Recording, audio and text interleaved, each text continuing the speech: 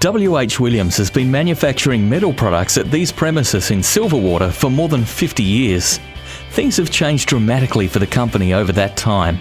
Offshore is becoming a major player with their low labour costs, so we have to upgrade our skills and our technology and compete at that level. Employing around 45 staff, W.H. Williams is one of a growing number of manufacturers that have taken advantage of the Commonwealth Government's National Workforce Development Fund. The fund helps businesses of all sizes train their employees in skills critical to the growth and performance of the business. Without government assistance, we wouldn't have continued to do training, and it's really shown us the way, and now we're investing in further training. Manufacturing Skills Australia manages the fund. The application process itself is very, very easy.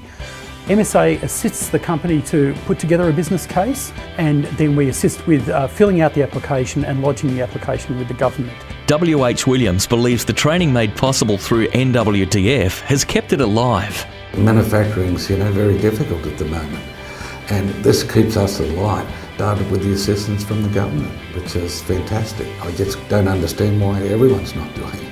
Talk to MSA about how you can access the fund and see the benefits flow to your business.